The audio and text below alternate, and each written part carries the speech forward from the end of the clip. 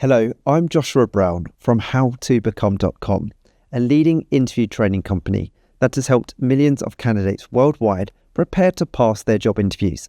And in this video, I'm going to teach you how to succeed in your faculty interview. At How to Become, we are faculty and academic interview specialists, and I will walk you through the 7 most difficult faculty interview questions. Stick around as I've saved the toughest questions to last. Oh, and don't forget to let me know which role you're applying for in the comment section below, such as assistant professor, so then I can personally give you extra interview tips and questions. Faculty interview question number 1 is, what is your 5-year or 10-year research and teaching trajectory? Here we go. Over the next 5 years, I want to strengthen my research identity and build a program that contributes both to my field and to the university's wider goals. I plan to publish high-quality papers that advance theory and also have real-world relevance while steadily developing collaborative projects that attract external funding. I'd also like to supervise research students and create opportunities for them to grow through joint publications and conference presentations. In teaching, my goal is to continually improve how I communicate complex ideas, using more interactive and inclusive methods. I'd like to develop 1 or 2 new modules that connect my research to the classroom, so students experience the latest developments firsthand. Looking further ahead, around the 10-year mark, I aim to be leading a well-established research group known for impact and mentorship, a team that contributes strongly to the department's reputation and to the wider academic collaboration. That's a brilliant answer because it balances ambition with realism. The candidate shows vision without overpromising. There's a clear link between research, teaching and mentoring, with a logical progression from early outputs to leading a team. It conveys long-term commitment and alignment with institutional growth. Great answer. Let's move on to question number 2. This is a very difficult question. Why you? Why this position? And why now? Now, this might be asked as individual questions, or, well, it gets really tricky for many candidates, is when it's asked all at once. Why you? Why this position? And why now? It's being asked to assess your fit, your motivation, and your understanding of the institution's values and direction. Values are very important. And whether you've thought deeply about how your career aligns with their needs. Make sure in your answer you show specific alignment between your expertise and the department's priorities. Demonstrate enthusiasm, research and readiness in your answer, and explain clearly why this is the right time and place for your next professional step. So here is a brilliant top scoring answer doing just that to help you. Why you? Why this position? And why now? The main reason is I think this role aligns perfectly with my experience and where I am in my career. Over the last few years, I've developed a strong research profile in my field, built collaborations across departments, and refined my teaching approach to make teaching and learning engaging and inclusive. What really attracts me to this position is the department's focus on innovation and student development, values that match how I work. I've seen how your faculty combine research and teaching impact, and that's the kind of environment I want to be part of. I also feel the timing is right. I've reached the stage where I'm ready to establish a long-term program of research, mentor students, and contribute to the wider academic community. So why me? Why here? And why now? Because I bring energy, experience, and a commitment to making a meaningful contribution from day one. Great answer again. It clearly connects skills, experience and motivation to the department's goals. The candidate shows they've done their research on the institution, they speak with genuine enthusiasm, and the answer explains why the timing is right for their career. It balances confidence with humility, sounding personal and purposeful rather than rehearsed. So here's another question, a really tricky one. How will you fund your research? This question is being asked to test your strategic planning, your financial awareness, and your ability to sustain research independence through competitive funding.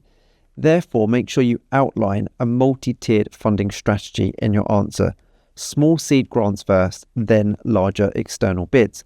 Mention collaboration, adaptability, and a realistic understanding of grant processes to show long-term sustainability in your answer as well. Here is how you can do that with this brilliant, fantastic response to help you. How will you fund your research? Funding is central, and I've thought carefully about realistic plans. I'd pursue a multi-tiered strategy. In the short term, I'd go after smaller seed and pilot grants from internal university sources, foundations, or early career schemes to build proof of concept data. At the same time, I'll prepare proposals for larger national or international funding agencies that align well with my topic, for example, and then name one or two funders in your field, leveraging preliminary results and collaborators. I already have potential collaborators in mind, which strengthens those bids. If one application fails, I'll iterate, refine, resubmit, or pivot to adjacent but fundable questions. I'll also plan to include students in grant work, which can lower cost and broaden impact. Over 5 years, I'll expect to secure progressively larger grants with a mix of individual and collaborative funding. My goal is to make the research program sustainable and competitive, not overly dependent on one source or one grant. This answer gives a realistic, structured funding plan that shows awareness of grant processes. The candidate highlights both short-term and long-term strategies, mentioning specific funding sources and demonstrating resilience by discussing how they'd respond to rejection. It sounds practical, forward-thinking, and grounded in experience, making it a top-scoring answer.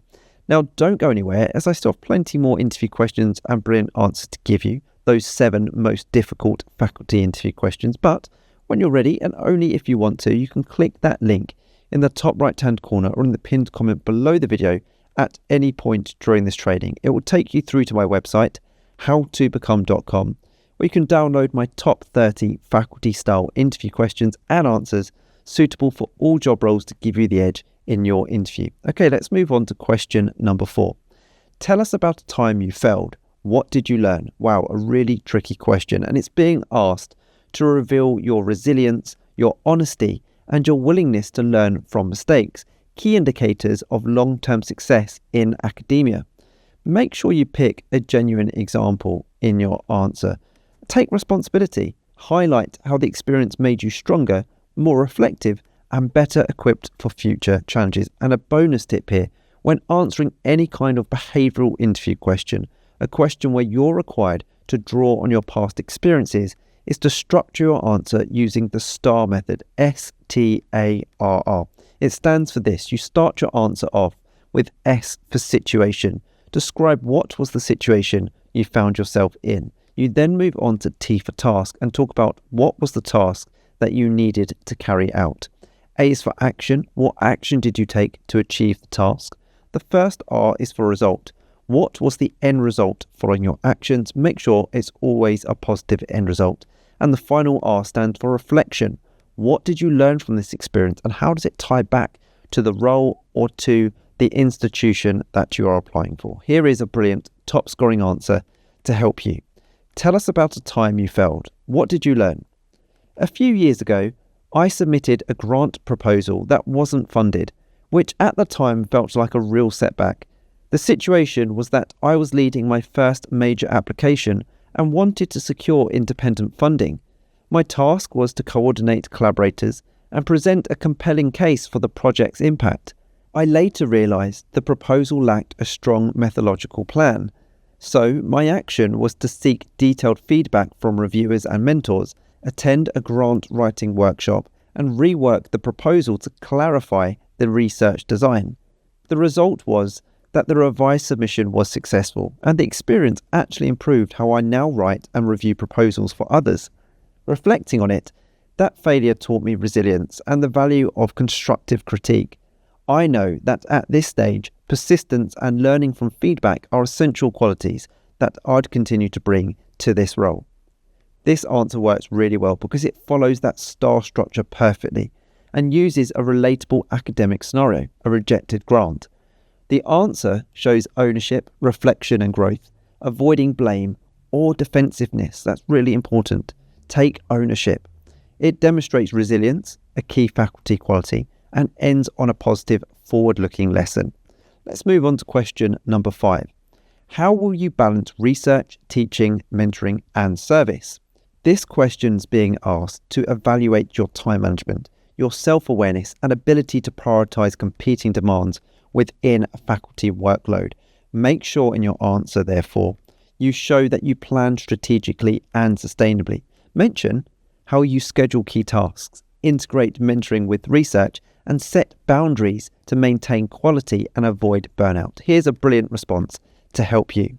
How will you balance research, teaching, mentoring, and service?